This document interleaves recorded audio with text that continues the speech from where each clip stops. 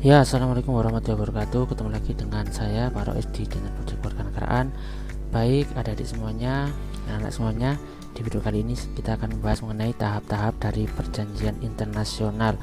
Tapi sebelum itu, Pak Rois selalu mengingatkan kepada kalian untuk selalu menjalankan protokol kesehatan, yaitu 5M, dengan cara mencuci tangan dengan sabun, kemudian menjaga jarak, menghindari kerumunan, memakai masker, dan yang terakhir adalah kalian harus bersedia untuk melaksanakan program vaksinasi.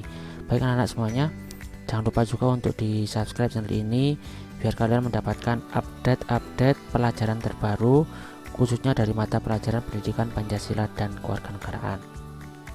Nah, di kesempatan kali ini yang kita bahas adalah mengenai hubungan internasional. Nah, lebih spesifiknya yang akan kita bahas adalah tahapan-tahapan di dalam perjanjian internasional. Kalau misalkan kalian belum tahu atau belum paham tentang hubungan internasional, nanti videonya bisa kalian tonton dan deskripsi videonya akan saya taruh di video ini. Baik, nah standar kompetensi yang ingin dicapai dalam kesempatan kali ini adalah menganalisis hubungan internasional dan organisasi internasional.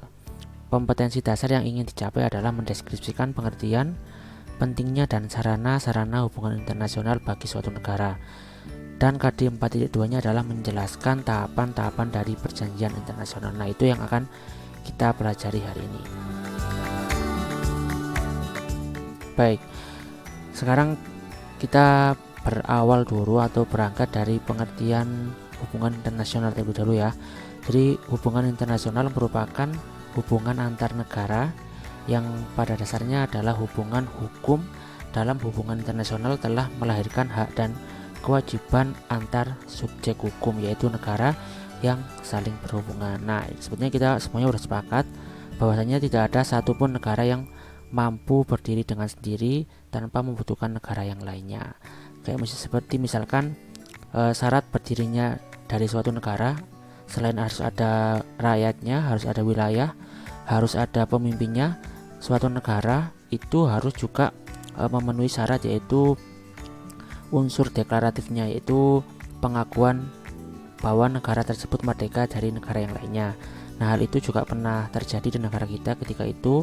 Waktu awal proklamasi, negara pertama yang mengakui kemerdekaan negara Indonesia adalah negara Mesir. Nah, setelah negara Mesir mengakui kemerdekaan negara kita, baru kemudian akhirnya tersebar ke seluruh dunia bahwasanya Indonesia telah menjadi negara yang merdeka, bukan menjadi negara yang dijajah lagi ya. Nah, sekarang ini adalah pengertian dari perjanjian internasional menurut pasal 38 ayat 1 Statuta Mahkamah Internasional. Nah, perjanjian internasional merupakan sumber utama dari sumber-sumber hukum internasional lainnya.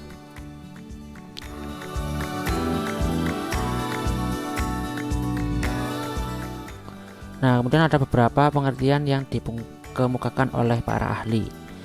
Yang pertama adalah menurut Profesor Dr. Mokhtar Kusumaatmadja. Pengertian perjanjian internasional adalah perjanjian yang diadakan antar bangsa yang bertujuan untuk menciptakan akibat-akibat hukum tertentu. Sedangkan menurutnya Oppenheimer Lausterspat, pengertian dari perjanjian internasional adalah suatu persetujuan antara negara yang menimbulkan hak dan kewajiban di antara pihak-pihak yang mengadakannya.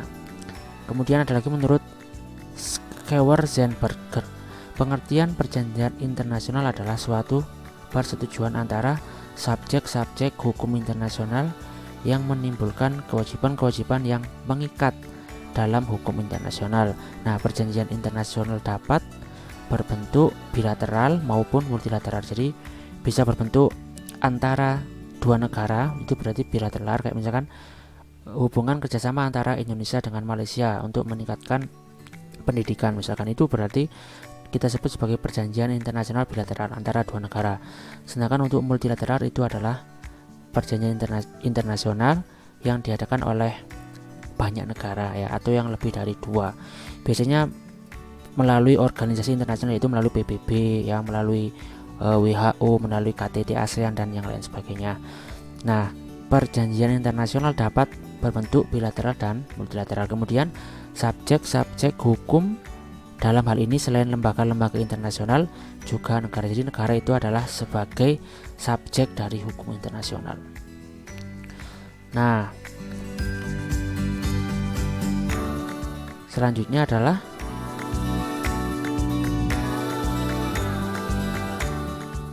bentar ya. Oke, berarti selanjutnya adalah konferensi Wina ya. Jadi Wina itu adalah ibu kota dari Austria ya. Jadi sebuah negara yang ada di Eropa. Tahun 1969 menyatakan bahwasanya perjanjian internasional adalah perjanjian yang diadakan oleh dua negara atau lebih yang bertujuan untuk mengadakan akibat-akibat hukum tertentu. Dalam arti etis normatif, setiap subjek pembuat perjanjian hendaknya secara moral dan hukum benar-benar bertanggung jawab terhadap apa yang telah dilakukannya. Dalam hukum internasional dikenal dengan istilah tun fides atau artinya ikhtiar yang baik ya. Jadi sepertinya setelah ada konferensi Wina ini, negara itu nggak boleh sewenang-wenang untuk membuat sebuah perjanjian internasional. Jadi harus ada komitmen di antara negara-negara yang ikut di dalam perjanjian tersebut ya. Ini ada kemungkinan besar berawal dari beberapa kasus di mana masih sering terjadi penjajahan ketika itu gitu ya. Selain itu, ini adalah pengertian perjanjian internasional menurut Academy of Science of USSR, yaitu perjanjian internasional adalah suatu persetujuan yang dinyatakan secara formal antara dua negara atau lebih negara-negara mengenai pemantapan, perubahan atau pembatasan daripada hak-hak dan kewajiban mereka secara timbal balik ya. Jadi di situ harus ada yang namanya perjanjian, harus ada timbal baliknya, tidak boleh hanya menguntungkan dari salah satu pihaknya.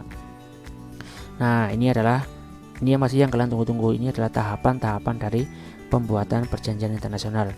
Nah, sekali lagi tahapan-tahapan ini adalah menurut konvensi Wina di tahun 1969 ketika itu, dan sampai sekarang pun masih dipakai. Nah, tahapan yang pertama adalah ketika negara itu ingin membuat perjanjian internasional, tahapan yang pertama adalah yaitu negotiation atau perundingan. Setelah diadakan perundingan di antara negara-negara yang mempunyai kepentingan untuk membuat perjanjian internasional, baru kemudian diadakan penandatanganan ya, diadakan kesepakatan di antara dua belah pihak atau beberapa negara tersebut. Baru tahapan yang ketiga adalah proses ratifikasi ya. Jadi untuk teman-teman yang mungkin masih belum mengerti apa itu ratifikasi, jadi ratifikasi adalah penurunan sebuah perjanjian internasional dijadikan menjadi hukum nasional. Nah, biasanya kalau di Indonesia itu diratifikasi menjadi sebuah undang-undang ya. Yang pertama, ratifikasi oleh badan eksekutif biasa dilakukan oleh raja-raja absolut dan pemerintahan otoriter.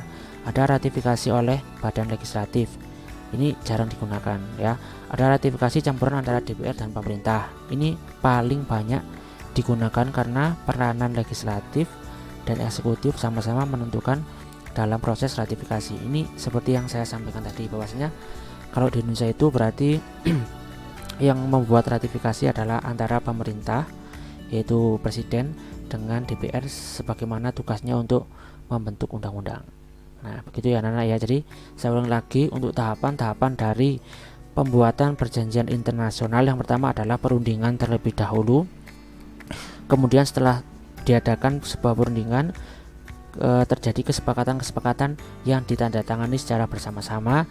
Setelah itu diratifikasi menjadi peraturan yang lebih konkret lagi ya. Jadi kalian di sini nggak boleh ngarang ya. Jadi biasanya kalau kita logika itu di dalam tahapan-tahapan perjanjian itu ya, biasanya penandatanganan itu diletakkan yang di paling akhir. Nah, untuk perjanjian internasional penandatanganan nggak diletakkan di bagian yang paling akhir, justru dia adalah bagian yang ada setelah perundingan ditandatangani baru kemudian diratifikasi gitu ya.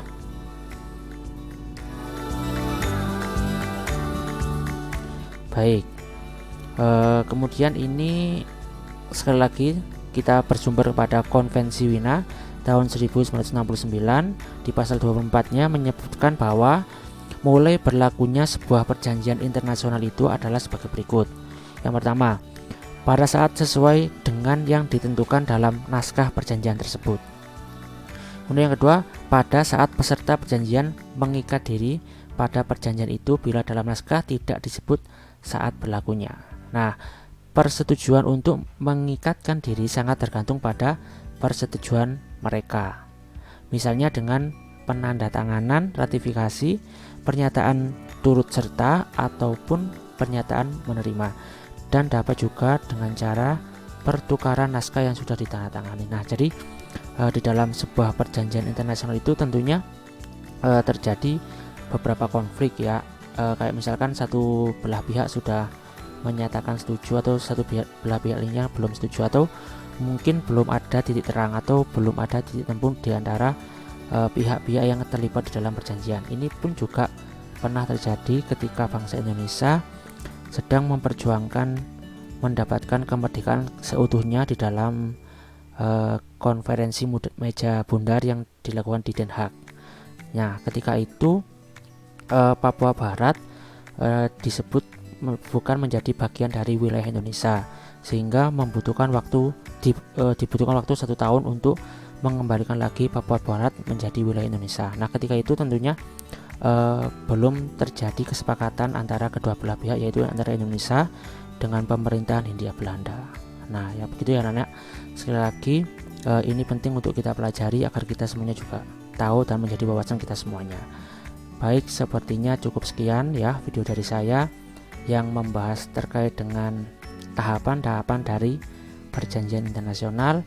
Jangan lupa untuk terus selalu tonton channel ini dan dapatkan video-video terbaru yang akan membahas mengenai mata pelajaran pendidikan Pancasila dan kewarganegaraan. Terakhir, jangan lupa juga untuk di like, komen, dan di share biar semakin banyak yang tahu tentang informasi ini. Terima kasih sekali lagi telah menonton video ini.